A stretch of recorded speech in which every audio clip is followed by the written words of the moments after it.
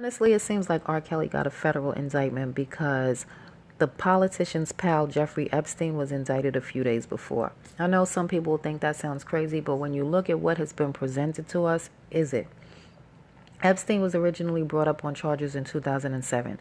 This is when Robert Mueller, the man presented as someone to be greatly admired and trusted, was the head of the Justice Department.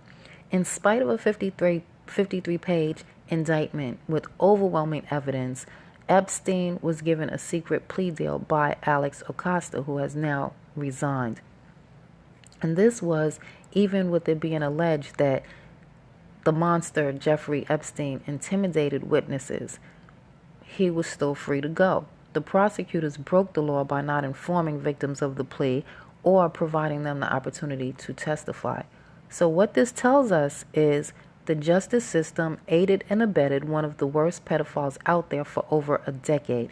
The only reason he's being indicted now is because Mike Cernovich, who's described as a right-winger and often an alt-right activist, used his own money and had the Miami Herald team up with him. They pushed that the 53 pages be unsealed, and they won. And I mentioned Cernovich because I think it's important to point out that this man used his own money.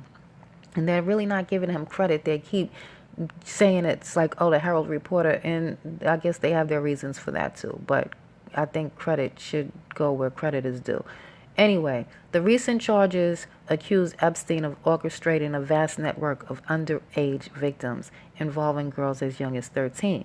Law enforcement officers found hundreds of photos in his Manhattan home of naked and partially naked young girls. After last week's indictment for sex trafficking and heinous sex acts with girls, 20 more women have come forward. Last month, there was a small mention that the President of the United States was accused of rape. E. Jean Carroll, the advice columnist, says Donald Trump forced himself on her in the Bergdorf Goodman department store in 1996.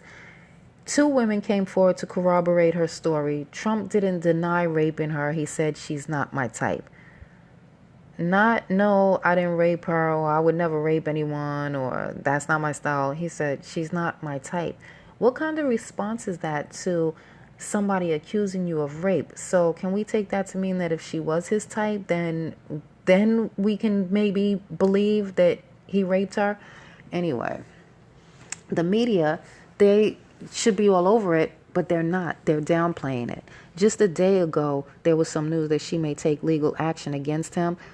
Why isn't this getting wall-to-wall coverage? Why are they acting like this is commonplace? Most presidents don't have sexual assault allegations against them.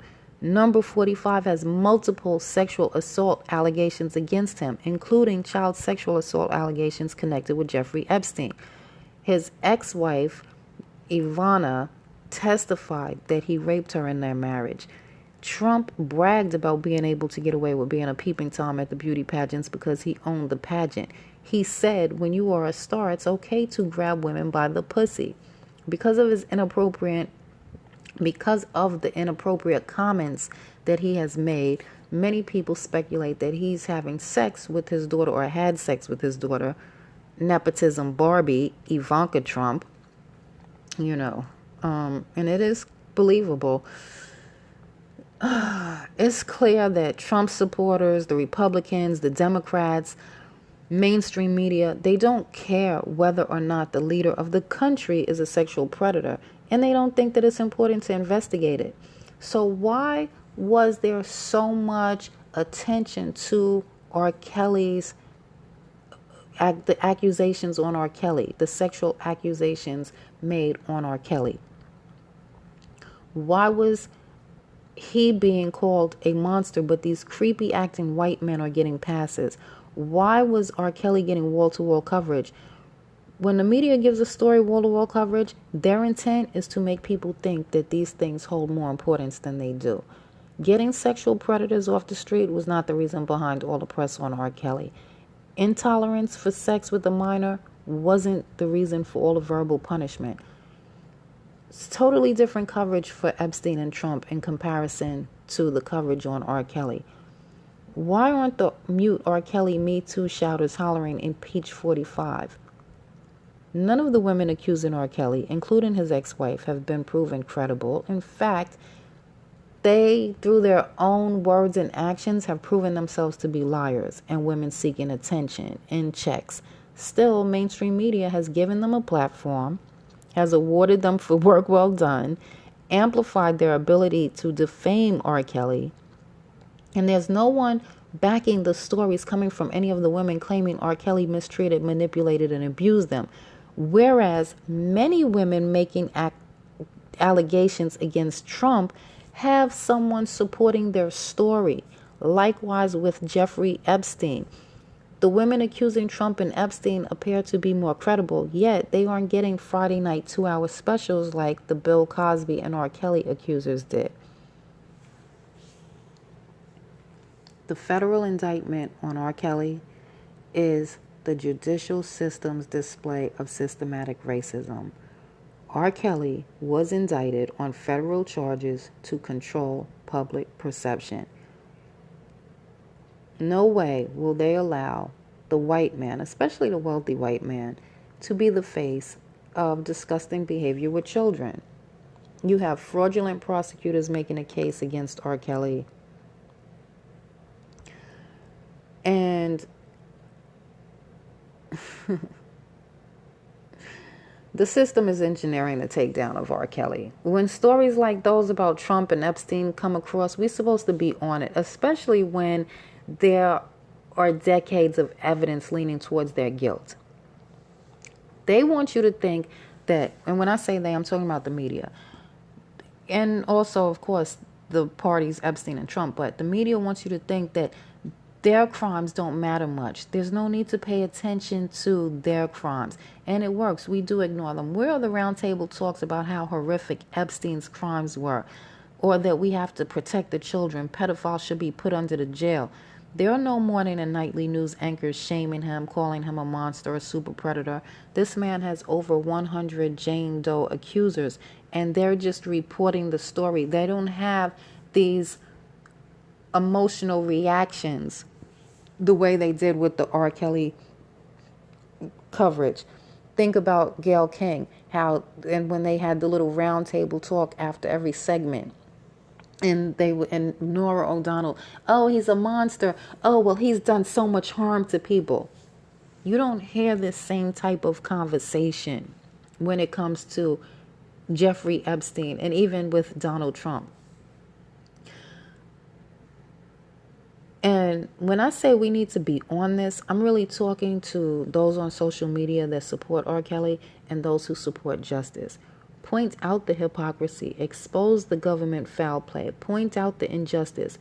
We are up against the federal government's propaganda arm. CBS has over 163,000 subscribers. The clip of R. Kelly's federal indictment had almost 200,000 views. No R. Kelly supporters on YouTube are pushing numbers like that for one video. I think if you take one video from each of the R. Kelly supporters and combine them, it's still not coming up to meet as much views as CBS is getting on a video. The video talking about the R. Kelly federal indictment had 1,634 comments on it the last time I was on the site. Most of the comments, they're still calling him a pedophile. They're putting him in the same category as Jeffrey Epstein. And there is no comparison there. You cannot put him in the same category. But mainstream media's purpose is social engineering. Your position when watching it is be aware that they are there to mislead, misinform, and trick you. They will never present anything that is going to empower you. The media outlets are designed to distract you. Epstein's indictment was most likely televised, so it would be confused with what they did to R. Kelly. So you could look at it and say, oh, yeah, that's the same thing they did with R. Kelly. No, it's not the same thing. Prosecutor Kim Foxx called for victims after a documentary was shown or aired, which led to an indictment. In the Jeffrey Epstein situation, what it was is he was indicted and then they called victims forth. We serve R. Kelly and ourselves by staying focused on what is going on here and acting accordingly. Our fight is not against the savages, the Clarys, or scheming lowlives. It is against the system. Conventional media uses lying narratives supported by deceptive images. The lying narratives, he doesn't even pay his child support. These are the lying narratives around R. Kelly. He doesn't pay his child support. He did a show, got paid, and he still went to jail for child support. He doesn't want to pay his child support. He's a dark, deeply disturbed person with a strong sexual appetite for underage girls. He likes to control women, keep them locked up. He doesn't feed them. They took his daughter's words and twisted them to fit their narrative.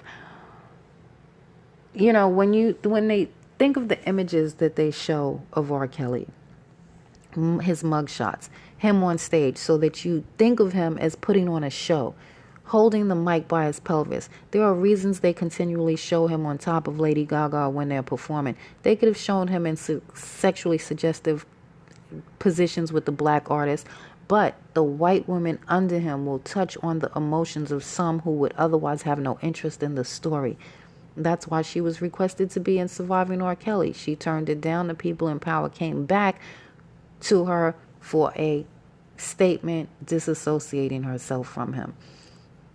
Robert Kelly is shown sweaty. He's never smiling. He's distraught. They show multiple pictures of him with dark shades on, so he comes across as shady. Multiple pictures with a cigar in his hand or his mouth to present the image of a big shot. I'm sure Trump and Epstein have been captured smoking cigars, but that is not how they're presented. Epstein is shown looking very basic. He's usually smiling. There's one standard picture of him looking scruffy, and I guess that's to present the image that they got him. But on the most part, he's smiling in all of the pictures. And they present him as average, you know, the typical image of just an average dude. They never show him really doing anything but smiling. Being overly kind makes people less critical. So when they're reporting on Jeffrey Epstein, they refer to him as Mr. Epstein. When do you ever hear or see a newspaper report or magazine article saying Mr. Kelly? When they talk about Epstein, they talk about his finances, the size of his mansion. Articles are questioning where he's getting his money. They reference other articles that talk about his money. According to Forbes, he's not a billionaire, and he has never appeared on the magazine's list of 400 richest Americans. Then they give a quote from Forbes. They have another article. It says, today, so little is known about Epstein's current business or clients that the only things that can be valued with any certainty are his properties. So here we have over 104 females accusing him of rape, dozens of 13-year-old girls accusing him of lewd sexual acts. But the topic of discussion is, where did he get his money? Who are his clients, and how big his mansion is? Distraction. They talk about his ties to Bill Clinton and Trump, but they're not making attacks on their association. They're not slamming anyone or making them responsible. But with R. Kelly, they pointed fingers at managers, friends, his ex-wife. How could you not see anything? Oh, these people enabled him.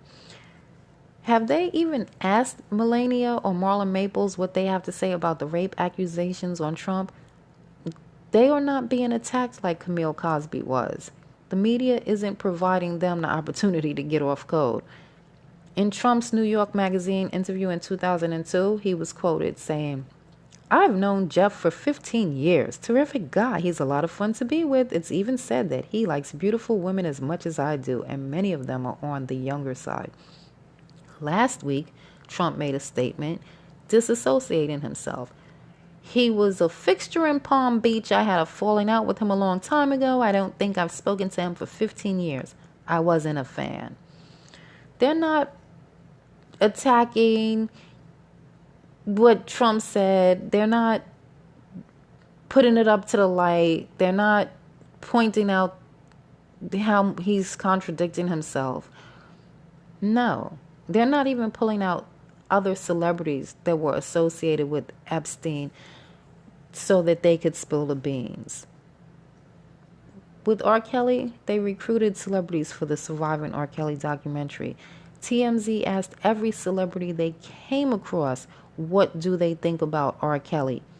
When Taraji P. Henson questioned why wasn't Harvey Weinstein getting the R. Kelly treatment, or why wasn't there a documentary on him, she had the press all over her. Dream Hampton replied to her on social media with this bull. No idea why Taraji Henson wouldn't know that there are not one, but two projects about Harvey Weinstein. But this is an oft-evoked deflection. While I care about the Hollywood stars Weinstein abused, I care more about Asante, Kitty, Jerona, Lizette, Azriel, Joy, and others even more. Plus, Weinstein is on trial for rape. Why did Dream Hampton feel a need to defend Harvey Weinstein? Why did she feel a need to reply to what Taraji P. Henson said? And why didn't she direct it directly to her? She threw it out so other people can direct the hate towards her. Anyway, the next day, Taraji cowered. In capital letters, she wrote, "Let me be clear. R. Kelly is guilty and wrong and should be muted, period," with about 6 exclamation points after that. When I read that, I was just like, guilty and wrong for what? And should be muted? Okay, I see at the end of the day, Taraji, you lack integrity and you are just simple. Bye. I think of Dick Gregory when he would throw a heap of information in our laps and then say, y'all ain't gonna do nothing with it, no way. And that's the reputation that we have as black people, that we ain't gonna do nothing. If we want that legacy to change or to end, we have to win through action, not by argument. Arguing R. Kelly's innocence is not getting us anywhere. Yeah, some minds would change, but the masses are under the spell. Trying to get more shine over another vlogger that's on the same mission is counterproductive. You don't see NBC fighting ABC, CBS, CNN, or Fox. Networks or advertising shows that come on different networks. They create stories to give each other the heads up on which direction to take the people. They're working together. You have right-wingers, alt-righters that are willing to use their money to obtain power. Black people want to rally. Black society on social media is full of Wendy Williams style reporting, retelling the stories we heard, reading people that are connected to the story, putting our spin on it, beefing with other YouTubers. None of that is attacking the problem. Telling the world how much we love R. Kelly and his music, jumping on every little story. The girls got kicked out. No, they didn't get kicked out. That's putting too much attention on R. Kelly when the attention needs to be on the foul play by the institution that is supposed to protect our rights. When you put the attention on R. Kelly, all of the people that believe CBS, believe the reporting that they're getting from mainstream media, they're not, and that's if they're clicking on. If they click on to someone that's for R. Kelly and we're just talking about, oh, what this person did or why this doesn't seem right or this evidence doesn't seem right, yeah, you may change some people's minds, but a lot of people's minds are not getting changed by that because they're just thinking it's an opinion. But when you can throw out facts and make them look at certain things like, wait, why is the justice system operating like this? Then it's more relevant. And it's what we need to do anyway, because people need to wake up. People need to look at what's happening. Because as I said from the beginning, this is not just happening to R. Kelly. This is happening to us as a people. And even when I say us as a people, I'm not even just talking about black people. This is happening to, it's us against them. It is really the people against the government, because the government is not for the people, point blank, period. That's why, okay, I'm about to go into something else. So let me just bring it back. Let me bring it back to what I'm saying. I'm about to go off on the take down the system. All right, anyway. Conventional media, they just see how easy it is to distract us. They see that they're still driving the conversation. They can tell by the way YouTubers title their videos, after the mainstream story. Kelly indicted. Kelly denied bail. Kelly brought up unfed charges. They know they are driving the conversation when there's no social media outrage over Jeffrey Epstein, the rape accusations against Trump. They know many black people have disdain and contempt for one another and are eager to reprimand another black person for attention or for that pat on the head by a white person. So they give them platforms so that they can advance the narrative that they want advanced. I clicked on Black Coffee, and I guess that's a show on BT Network. I see 4 people sitting around a table, and it's just 4 dumb niggas hooting and hollering about how it's about time something's being done to R. Kelly. They're cheering the federal indictment. They are actually rooting for R. Kelly to be in the custody of the same system that tried to cover for Jason Van Dyke murdering a 17-year-old black boy just for existing. That same system that gave Van Dyke less than 7 years for preying on and killing an unarmed, unaware black boy tells us that R. Kelly can face 70 years because he was preyed upon. When I see people that still want to hold their opinion that he's guilty after being presented with facts that counter mainstream media's lying narrative, I just see that disrespect and hostility that a lot of black people have towards other black people that they refuse to let go of. They don't want to respect R. Kelly. They can't respect him because he operated on a level of excellence that they can't touch. They can't operate on a level of excellence anywhere in their life. So it feels good to see him fall. They feel better about themselves because they can say, he ain't really all that. He's sick. He can't read. Oh, he's a child molester. He's a predator. When the reality is, he did something that they can't do. And they hate seeing his greatness because it reminds them of their smallness. And if we keep it all the way real, this is what niggas do. And it's sad. I'm going to just end this with statements that Acosta made after the recent Jeffrey Epstein indictment that I found interesting. The first one that he made: the crimes committed by Epstein are horrific, and I am pleased that New York prosecutors are moving forward with a case based on new evidence. That was funny to me because that was just him trying to say, the evidence I overlooked wasn't that bad. They're going forward on the case based on new evidence. Okay.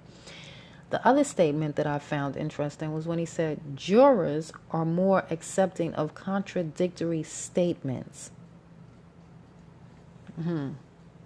So I just wondered, was he trying to prepare the public for Epstein's slap on the wrist and R. Kelly's imprisonment?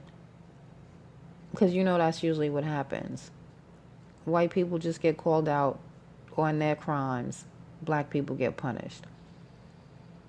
All right, well, if you want the message to circulate, like, comment, share, and subscribe. I thank everybody for listening. I thank everybody that has subscribed. I thank everyone who has returned to the channel.